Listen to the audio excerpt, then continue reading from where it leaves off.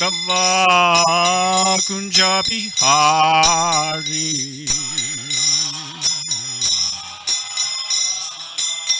Kunja Bihari Gopi Janavallabha Girivaradari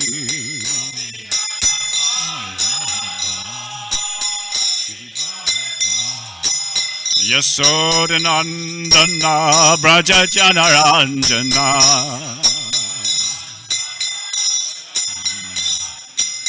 Yamuna Tiravanachari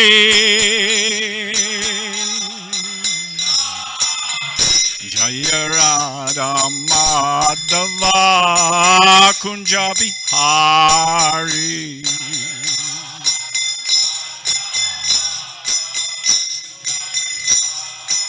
Jaya Radha Madhava Kunja Bihari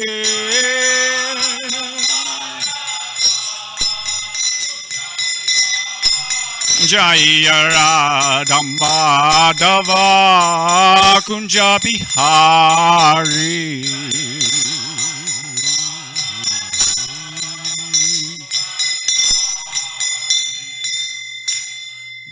Vishnupad Paramesvara Prabhu Astadhar Satashishi Shmad A.C. Bhaktivedanta Swami Prabhupada Ki Jai Sankirtan Yagya Ki Jai.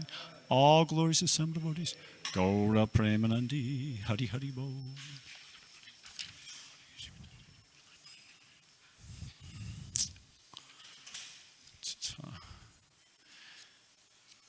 Srimad Bhagavatam. This isn't the verse, but it's a nice verse. 12, 13, 16. Nimna Ganam Yata Ganga Devanam Achito Yata Vaishnavanam Yata Shambhu Prananam Idam Tata. So when the English, when the Europeans a few hundred years ago found out about the Sanskrit and the Vedas, the intellectual elites went down there, and super bright ones, and they translated this Srimad Bhagavatam more than any other of the other Puranas combined.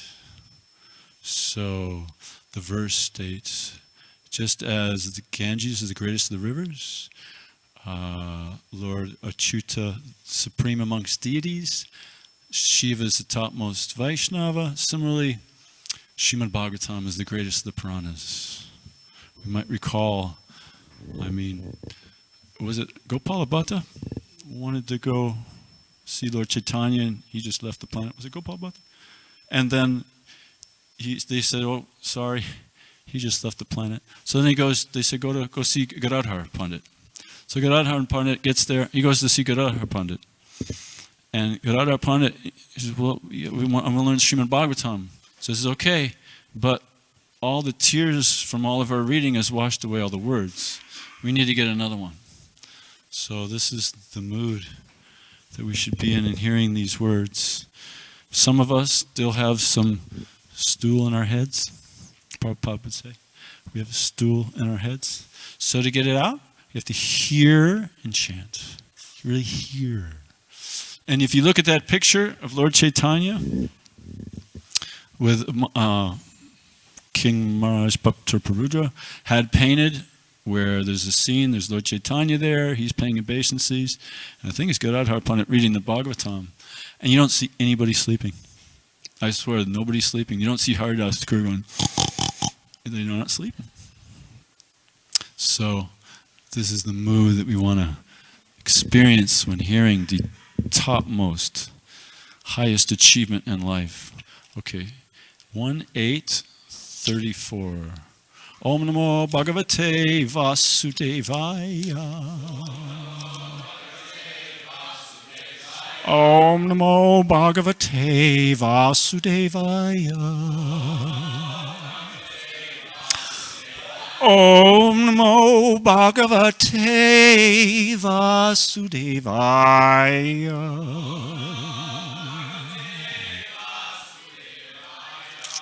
Less stool in the head now. Jai. Okay, text 34. Bara avataranaya anye bhuva nava eva udadao siddhantya buri barena jata hi atmabhuva artita, sorry. Oh man. Bharavataranyanye bhuvo. I'm sorry. You got a bigger one? Yeah, that'll work. I got my own light. This will work. Sorry. These are usually pretty good. Bhavataranyanye bhuvo nava avot. Oh, okay. I'm used to a different kind of book.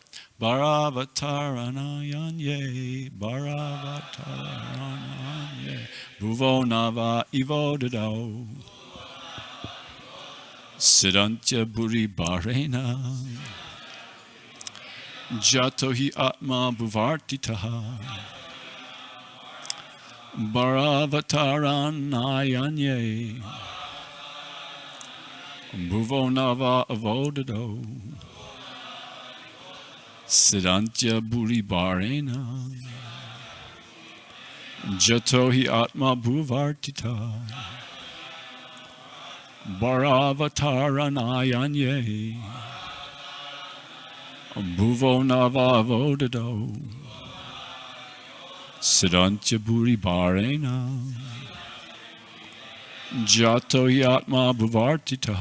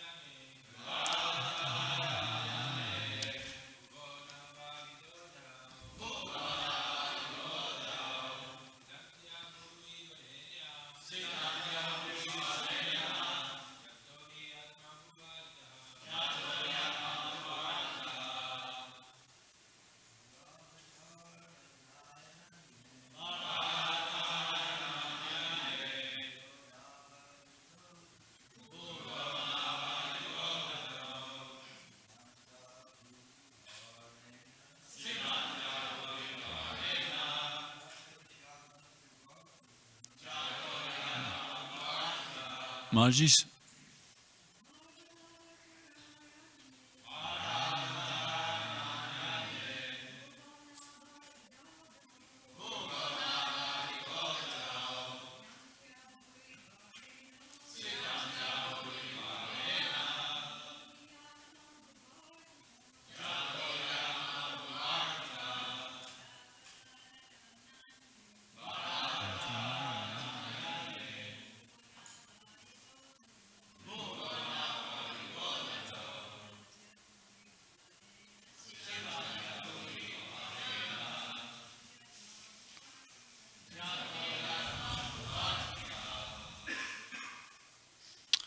Bara avataranaya, just to reduce the burden to the world. Anye, others. Bhuva, of the world. Nava, boat. Eva, like. Udadao, on the sea. Siddhantya, aggrieved. Buri, extremely. Barena, by the burden. Jata, you were born. He, certainly. Atmabhuva, by Brahma. Artita, being prayed for.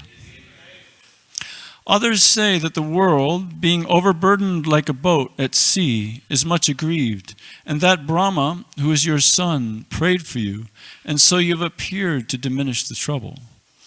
Purport. Brahma, or the first living being born just after the creation, is the direct son of Narayan. Narayan, as Garbhodakshayi Vishnu, first of all entered the material universe. Without spiritual contact, matter cannot create. This principle was followed from the very beginning of the creation. The Supreme Spirit entered the universe, and the first living being, Brahma, was born on a lotus flower grown out of the transcendental abdomen of Vishnu. Vishnu is therefore known as Padmanabha. Brahma is known as Atmabhu because he was begotten directly from the Father without any contact of Mother Lakshmiji. Lakshmiji was present near Narayan, engaged in the service of the Lord, and still without contact with Lakshmiji, Narayan begot Brahma. That is the omnipotency of the Lord. One who foolishly considers Narayan like other living beings should take a lesson from this. Narayan is not an ordinary living being. He is the Supreme Personality of Godhead himself, and he has all the potencies of all the senses and all parts of his transcendental body. An ordinary living being begets a child by sexual intercourse, and he has no other means to beget a child other than the one designed for him. But Narayan, being omnipotent, is not bound to any condition of energy. He is complete and independent to do anything and everything by his various potencies, very easily and perfectly. Brahma is therefore directly the son of the Father, and was not put into the womb of a mother. Therefore he is known as Atmabhu. This Brahma is in charge of further creations in the universe, secondarily reflected by the potency of the omnipotent. Within the halo of the universe, there is a transcendental planet known as Svetadvip, which is the abode of Kshirodakshayi Vishnu, the Paramatma feature of the Supreme Lord. Whenever there is trouble in the universe that cannot be solved by the administrative demigods, whenever there is trouble in the universe that cannot be solved by the administrative demigods, they approach Brahmaji for a solution. And if it is not to be solved even by Brahmaji, then Brahmaji consults and prays to the Kshirodakshayi Vishnu for an incarnation and solution to the problems. Such a problem arose when Kamsa and others were ruling over the earth, and the earth became too much overburdened by the misdeeds of the Asuras. Brahmaji, along with other demigods, prayed at the shore of the Kshirodaka ocean, and they were advised of the descent of Krishna as the son of Vasudeva and Devaki. So some people say that the Lord appeared because of the prayers of Brahmaji. Om Gyanati Marandasya Chiranjana Shlakaya Chaksumani Tamina Tasme Shititani Manabustam Stapitami in the Bhutale Svayam Rupa Gramayam Dadati Svabadantigam Shri Krishna Chaitanya Prabhu Nityananda Shri Advaita Gadadhar Shiva Sadi Gaura Bhakta Vrinda Hare Krishna Krishna Krishna Hare Hare Hare Rama Rama Rama Hare Hare Hare Krishna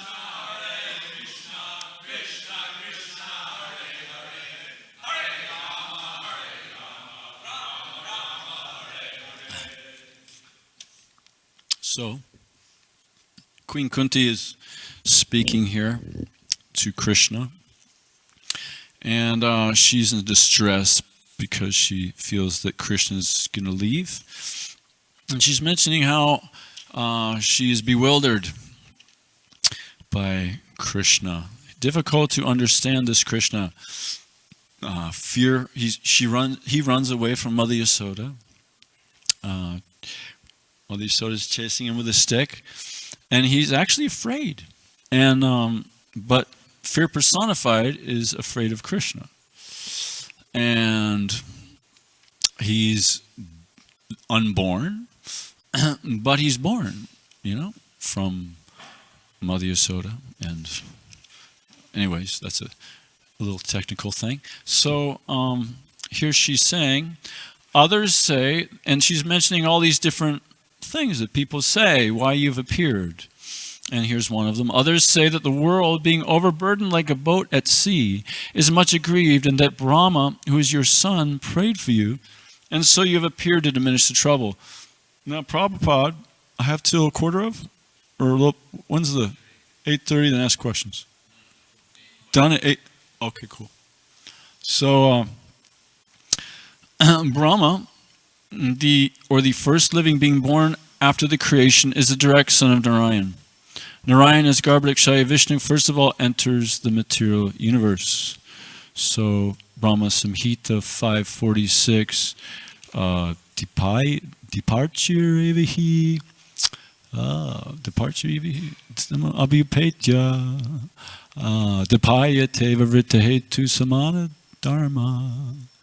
Yastadrig evahicha vishnu taiva bhati govindamadi purusham tamaham bhajami.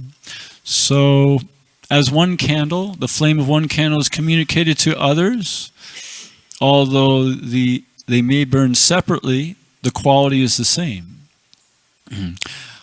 I adore the primeval Lord Govinda, who exhibits himself in the same mobile manner in his various manifestations. So Krishna's tu Bhagavan Swayam, Krishna is the source of all incarnations. And even though this Narayan is an expansion, this Narayan is the same Narayan that Mother Yasoda and so many others in Vrindavan pray to for, please protect my Krishna. Right? And it was because of our prayers to Narayan that Krishna was saved from all these things. So this Narayan is not an ordinary living entity. Just because you have an initiation in the Mayavad philosophy, a Sankaracharya Sampradaya of some kind, and you get a stick, Ekadandi, sannyas, doesn't mean you become Narayan. Just because you're a poor little beggar in the street doesn't mean you become a Dharija Narayan. And this is our issue.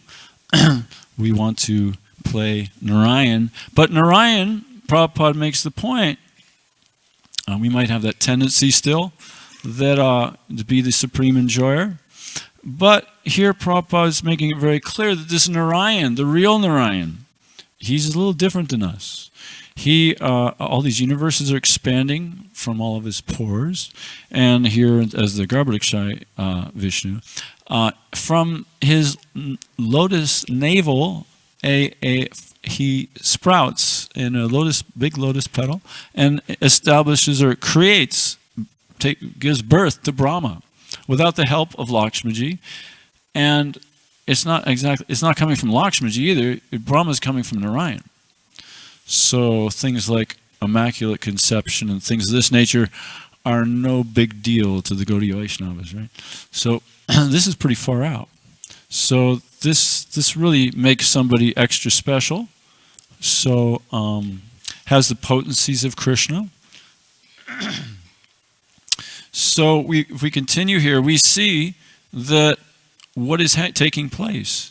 What is taking place is, well, let me just read a little more Prabhupada's. The Supreme Spirit entered the universe, and the first living being, Brahma, was born on a lotus flower grown out of the transcendental abdomen of Vishnu. Vishnu is therefore known as Padmanabha. Brahma is known as Atmabhu. So Prabhupada is now making the point that spirit, matter comes from spirit, not the opposite way around. So we have Brahma Samhita 544 to back that up. How does it start? 544? Shrishti Sthiti Palaya Sadhana Shaktir Eka Chayeva Yasya Bhuvanani Babarti Durga Ichchanarupam Chayasya Cha Chaitasasa Govindamadi Purusham Tamaham Bhajami. The external potency, Maya, is of the nature of the shadow of the Chit potency and is worshipped all over the world as Durga, and is the creating, preserving, and annihilating energy of annihilating energy. I adore the primeval Lord Govinda, who, by whose will Durga conducts herself. So Durga is operating under the being conducted by Krishna, operated from Krishna, operated under his guidance. She operates. So it's not operating independently, is the point. So this is clear in our Vedic literatures. And there's a nice morning walk with Prabhupada, and devotees are talking, and Prabhupada's smashing the scientists. How, okay, you can't, you say that there is no God and everything came from matter and consciousness emanated from matter after a certain point in time. Okay, well then prove it. And obviously they have no proof. And one devotee is saying how this has been going on forever, Prabhupada. These rascals. And Prabhupada says, no, not forever. Just a couple hundred years. And he says, in fact, it won't continue for more than 50 years. That was in 1973-ish. So that's 2023 finished. This rascal scientific program. And he says, why? Why is it going to be finished? Because people are becoming intelligent. And why are people becoming intelligent? I think it was our good friend who created the atomic bomb, Oppenheimer, or it was Schopenhauer. And one of the two, or maybe both of them, honestly, there is a few quotes from other people that says that the greatest accomplishment of the 20th century is access to the Vedas. And of course, Prabhupada really expanded that in a huge way. And thanks to wonderful souls like you all, many living entities are getting access to this the Vedas. And people are becoming intelligent. I met a gal the other day, a couple days ago. I was at the Pride Fest. I didn't know, I really don't approach ladies, but, you can't really tell at these Pride. So, no offense, everybody's really cool. But, so I just want to make that clear, So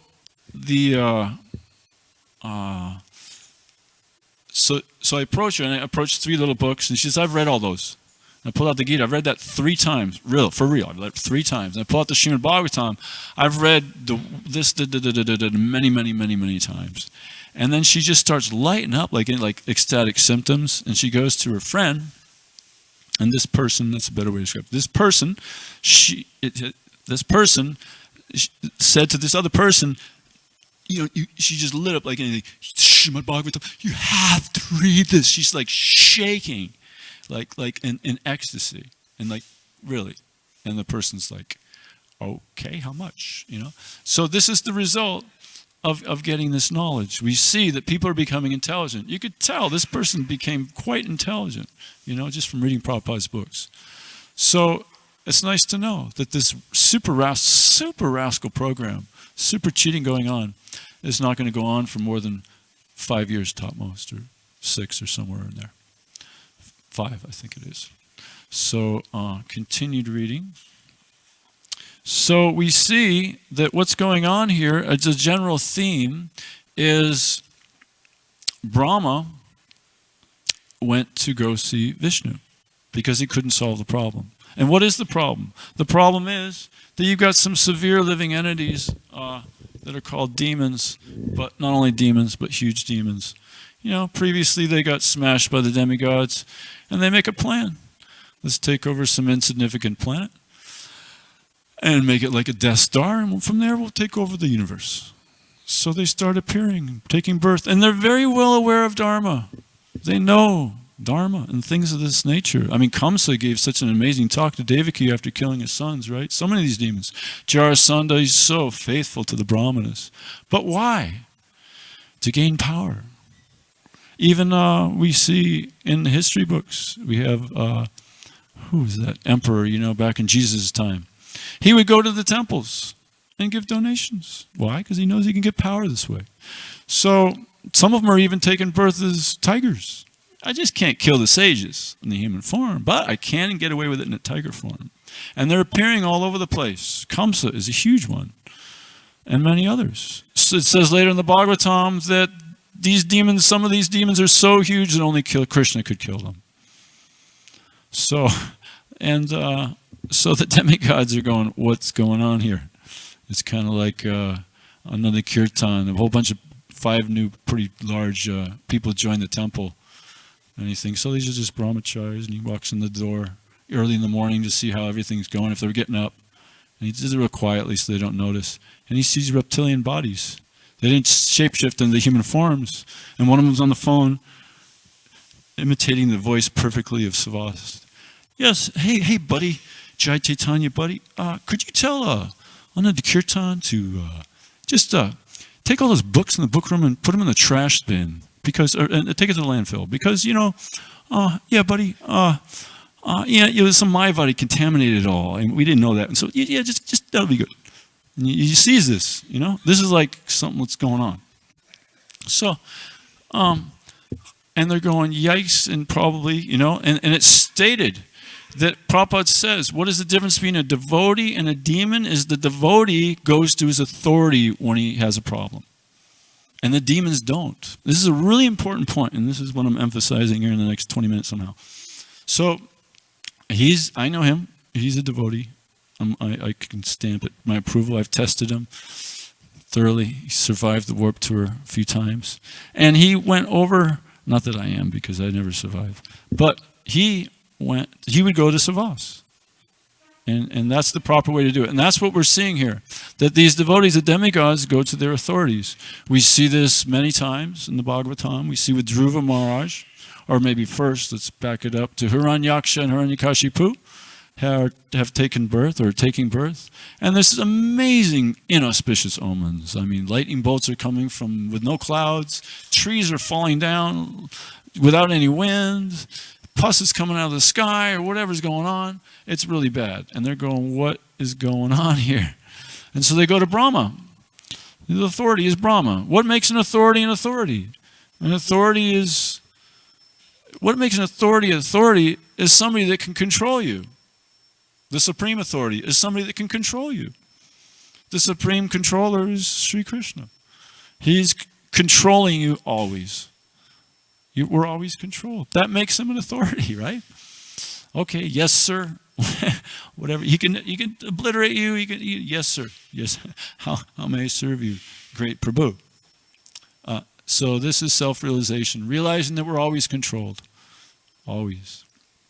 So what makes an authority is Krishna is the supreme authority. Ishvara Sarva Bhutanam. Ishvara, he's a Paramesvara Prabhu, not Das. Got that right finally. Oh, maybe not, but I'm still working on it. Probably says we still have a disease, be careful. So anyways, not that I've got it perfectly right.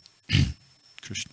So we have this situation. So what makes another authority? It's somebody who, like Brahma, is an authority because he's received the knowledge from Krishna.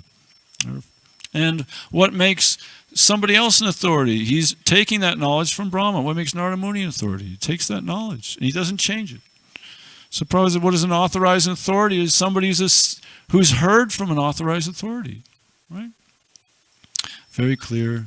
If you want to know who your father is, it's Kali Yuga. You want to know who your father is? You ask your mother, and she'll know. She's heard, so she's the authority on this. So similarly, we have this bundle of earth, water, fire, air, ether, mind, intelligence, and false ego, all wrapped up nicely. It's called the material body. And then you have things also that are earth, water, fire, air, and ether without the mind, intelligence, false ego. And maybe you have a wife or something like that has, or a roommate in the van that has all the 5 elements plus the 3. And so with those elements, what can you do? What can you figure out? Krishna's designed it in a way so that you make mistakes, you become an illusion, and all these other things. So how can we figure out anything? How can you be a self-made authority? It's simply not possible. If you want to know the truth, approach a spiritual master, and inquire from him submissively in his service on him. He has seen the truth. So we have to go through a disciplic succession to get knowledge. This is the main point. So that's an authority, as long as he doesn't change it. Prabhupada says if you think you're better than your guru, then you're doomed. So he says as long as you think you're a fool in front of your guru, then you're authorized. So this is the mood. We can't figure it out. It's not possible to figure things out. And topmost personalities have tried to figure it out.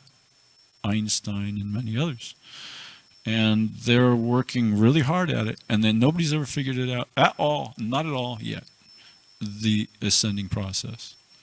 So we see remember the picture of Socrates and Aristotle, or Plato and Aristotle? One of those two. One's the descending process, one's the ascending process. And the Western world took the ascending process. And we see the mess. It hasn't worked. And Prabhupada says the time is ripe because people are becoming intelligent. They're recognizing this. They've tried all this ascending process stuff. It's not working. They're ready to hear the real thing. It's really true. So we see Dhruva. Dhruva is performing, here's some examples of this. Dhruva is performing severe austerities. First of all, to solve his problem, I can't be king. Oh man, only go to the Supreme Personality of Godhead, his mother told him. So he did. And he performed severe austerity. So he's going to an authority, the authorized authority. And then as he's performing amazing austerities, he becomes so powerful. By the way, he was a Brahmin in his previous life, and he wanted to become a Kshatriya. So he developed some abilities to perform this Ashtanga yoga quickly. If you're wondering how 6 months, So we see that Dhruva is tapped into the universal energy. And in fact, he can push his toe on the earth, and the earth will go down. So his breathing is choking in the entire universal system. So the demigods are going, something's wrong here. And so they go to Brahma, their authority. And Brahma goes, I don't have a clue here. So he goes to Vishnu. Similarly, in this time, and previous time with Hiranyakashipu and Hiranyaksha, they go to the authority, Brahma. And if Brahma can't solve the problem, like this. So we all have our authorized authorities. We need to know what is an authorized authority and what is not. And this is the difference between a devotee and a demon. So we need to remember this, because there may be times in our life. I mean, I've seen it over and over again. Those people that leave, that it's not like they leave and become super productive. They leave and they fall apart. And I've seen this over and over and over again. How many people came through this temple and distributed books, and where are they? Where are they now? They got to a point, and I've seen it. It has happened to you in the past. You might be thinking this right now, hopefully not. You wake up in the morning and you just think you're an avatar. And nobody can tell you what to do, and on and on and on. Or whatever it might be. Various forms of Maya there is. And we've seen that, if you just read the letters of Prabhupada in the early days, yowza. So these things could happen. I've experienced people sharing that they're an avatar, new bhaktas. So things may happen, but then at that point we should remember, what is the difference between the devotee and a demon? The devotee goes to his authority. So here you start going to school. Whoa, they're telling me something different. Whoa, what do? You're concerned. You have questions. You don't know what's up. What do? Go to your guru. He'll answer it to your full heart's content. Or you can go to your temple president or so forth. So if the temple president doesn't know, then you could go to your guru for that one. So like that. And believe me, I've never seen it not work. Never. So.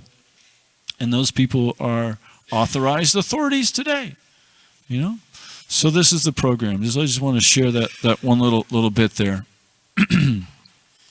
So it's also stating here. I would like to read something regarding this authority stuff, because maybe some of you want to hear about book distribution a little bit. So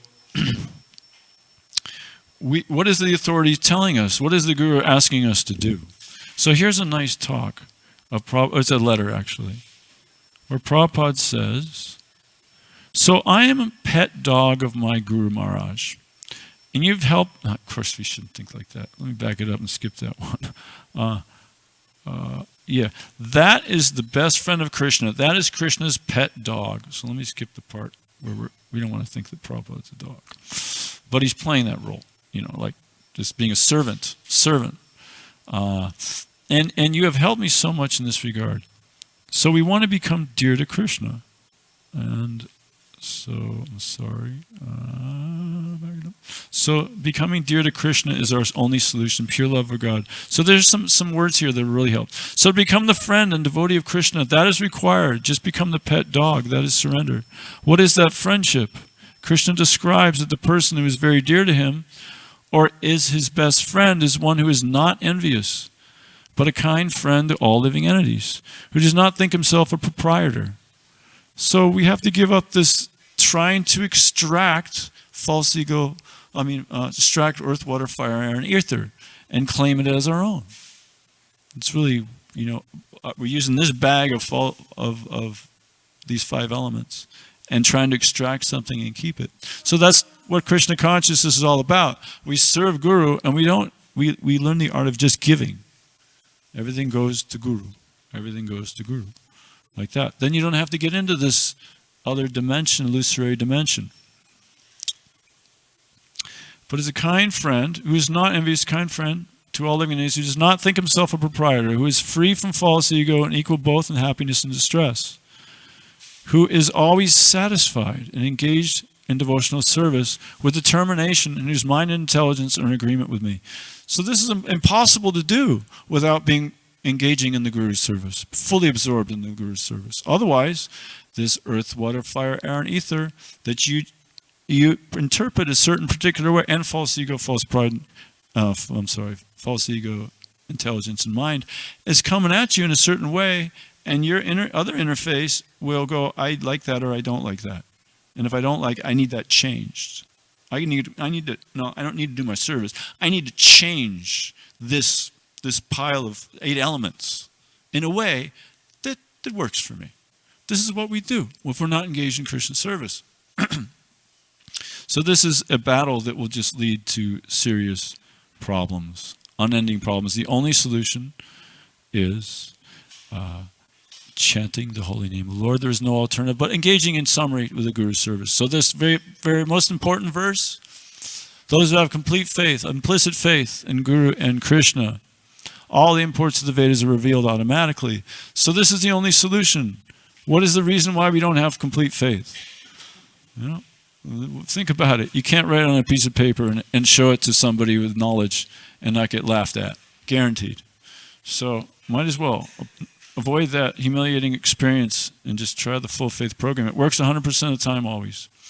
Okay, Prabhupada continues, he for whom no one is put in difficulty and who is not disturbed by anxiety, who is steady in happiness and distress, a devotee who is not dependent on the ordinary course of activities, who is pure, expert, without cares, free from all pains, and who does not strive for some result, one who neither grasps pleasure or grief, who neither laments nor desires, and who renounces both auspicious and inauspicious things.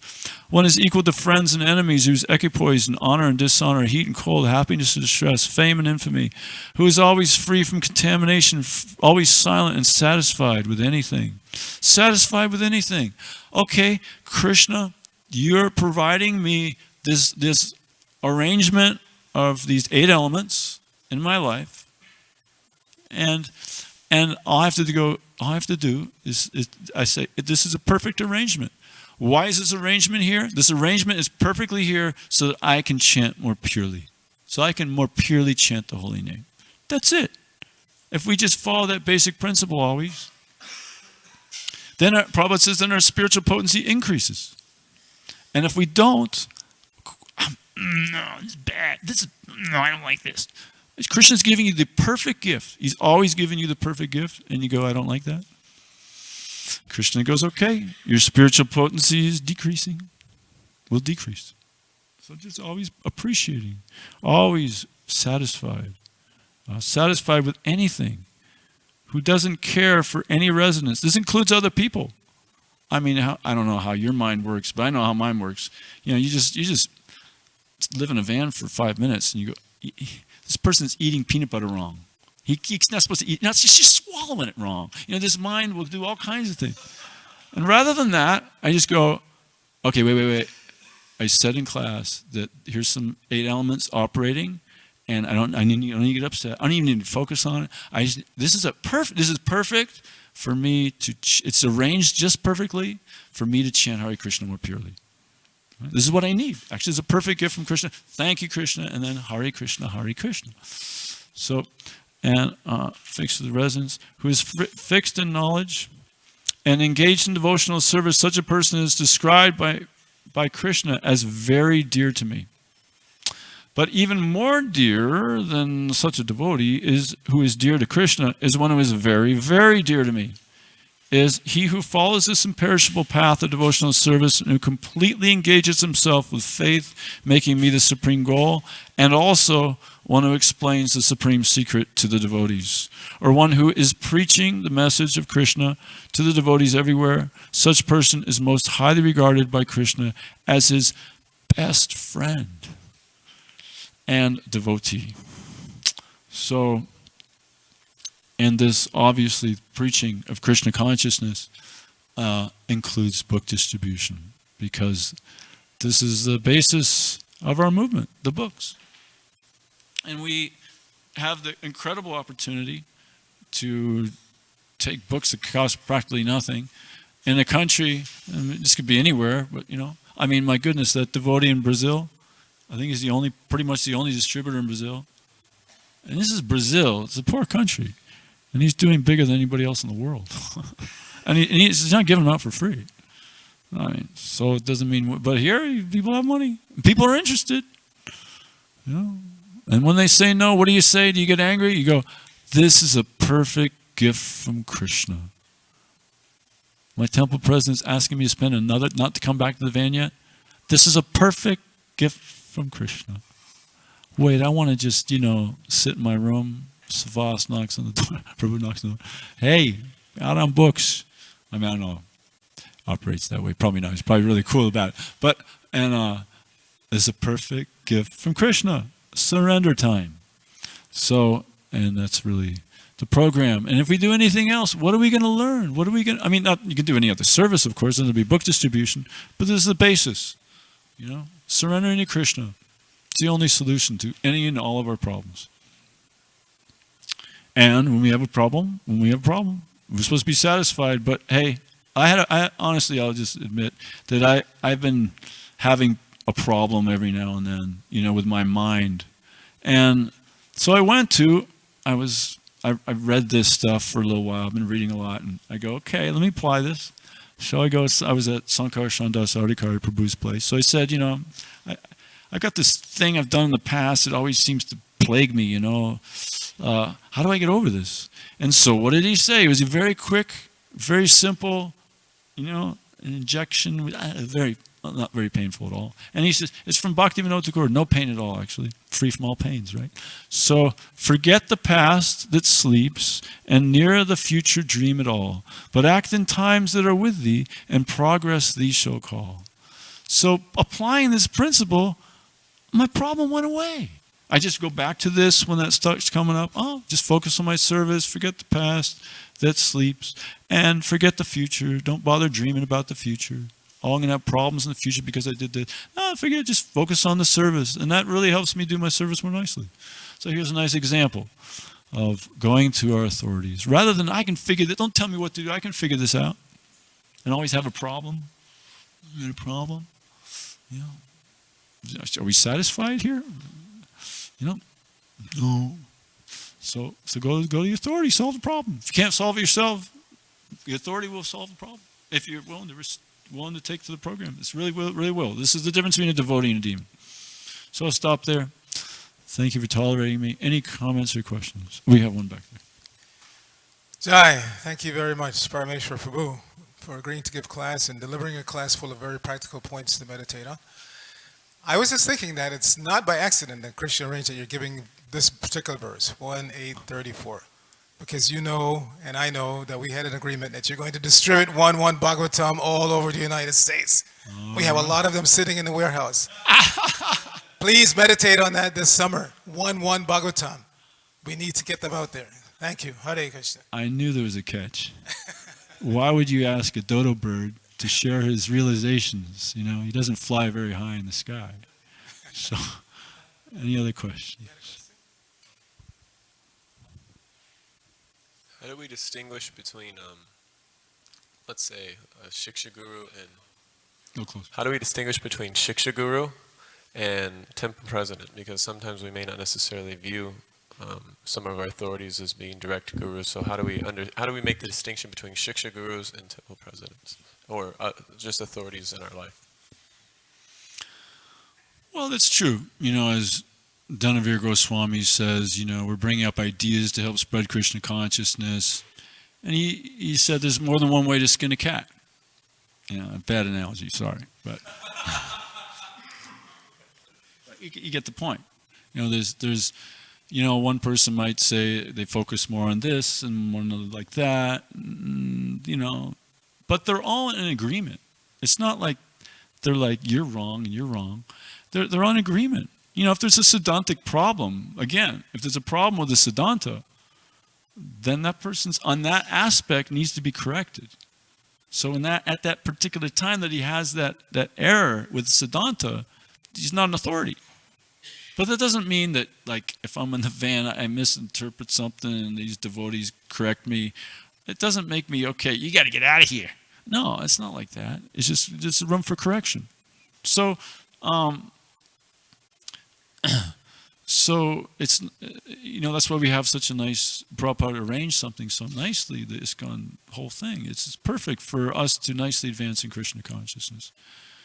So we should be in line with our immediate authorities as well. I mean, the way my guru instructs many people is serve your authority faithfully. He gives that instruction, and that's such a wonderful thing to get, especially when you're new, to get rid of all. And I mean new, I don't mean first week, but probably first many years, so that you won't. So you really get the right thing.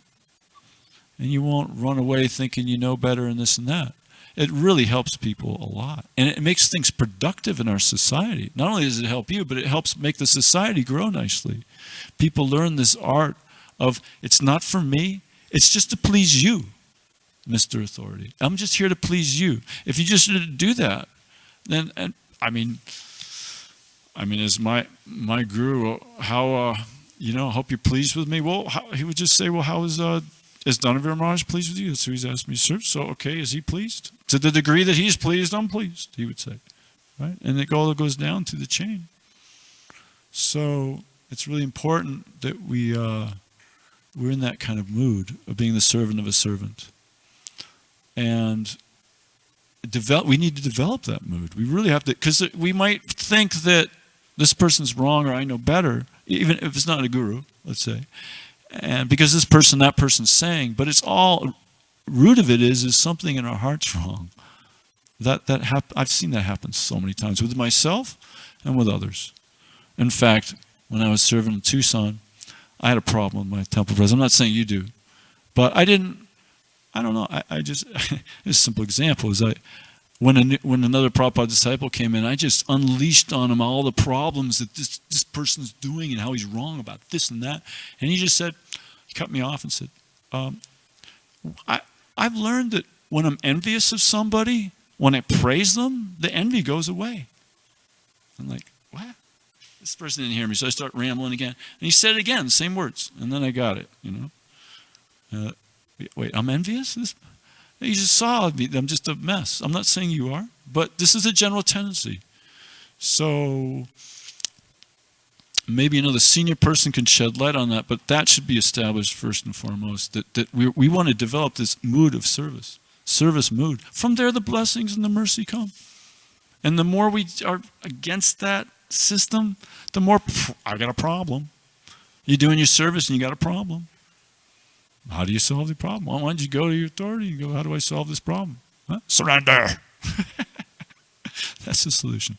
Anyways, but it can get maybe a little more complicated as we advance in our Krishna consciousness, perhaps. And maybe a senior person could shed more light on that if they wish. Maybe now is not the best time. Or maybe it is. Any other comments or questions? It's just like, when we hear the gurus talk about each other, or talk about authorities, when I hear gurus talk about authorities, they all back them up. They don't get into the negatives. That's my experience. And as Dhanavir Goswami would say, hey, if you want to find faults, you find faults. But if we want to apply the system, process as it's prescribed, then we get the real thing. That's the point. Are we going to follow the program that Krishna's established, that Prabhupada's reiterated? Are we going to follow that? If we do, I guarantee you, full faith in Guru and Krishna, you won't have any problems. You'll get everything you want. That's the only way to get into this world that Prabhupada's describing. Sorry, other comments or questions? Yeah.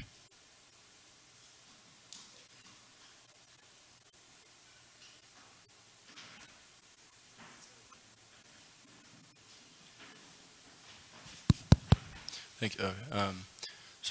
Sometimes I've noticed in my own life when my intelligence gets bewildered, and like the last statement you said, when you want to find faults, you can find unlimited faults.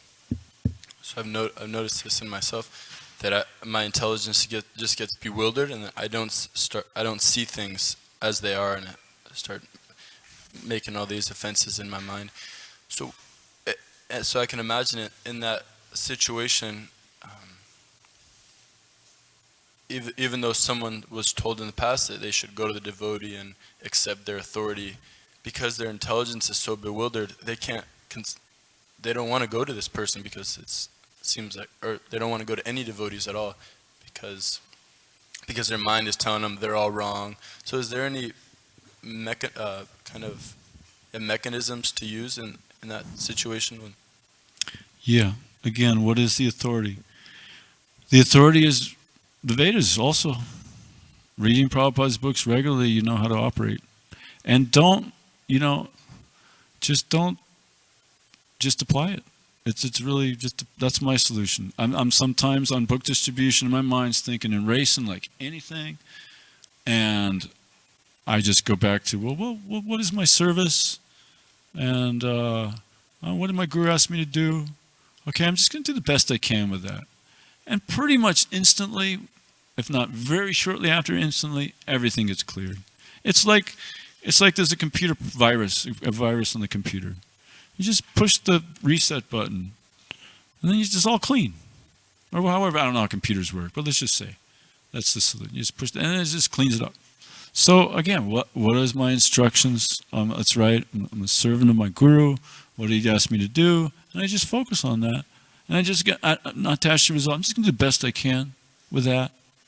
And whatever's going on with all this subtle stuff, I'm not going to act on it. That works for me. I don't think there's another solution personally.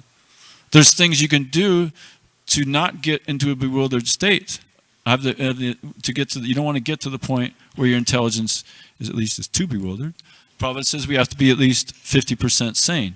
So that means your intelligence has to stay intact. And to keep the intelligence intact, we have to have a strong sadhana. We have to really apply the teachings. We have to go to the authority. Wait. I mean, Bhagavad Gita is great for a lot of these problems. Oh man, I need an answer for this. Here it is. Okay. Or you just read it and it just jumps into your heart after your day, like that. That's the solution. Prabhupada said, have some more, go to the morning program. Okay, but I got, what about? And then if you just follow that regulated program, Prabhupada says you have no problems. And literally, you don't have problems. Maybe your reading went down. Maybe you missed a little bit of the morning program. Maybe you ate too much. Whatever. Just keep it all regulated. Intelligence is intact. Is that okay? Okay, we'll stop there. Thank you for tolerating me. Really, thank you everybody for doing all that you're doing. It's like you're all our eternal associates. 20 years ago, I've seen the same people. And you probably were always here, eternally, in the spiritual world. And it's so nice to see everybody making it's so wonderful for everybody and endeavoring like anything. Thank you for all your amazing advancement in Krishna consciousness and in your all amazingness. And thank you for tolerating me. Srimad Bhagavatam ki jai, Srila Prabhupada ki jai, Gaura Premanande, Hari Hari Bol.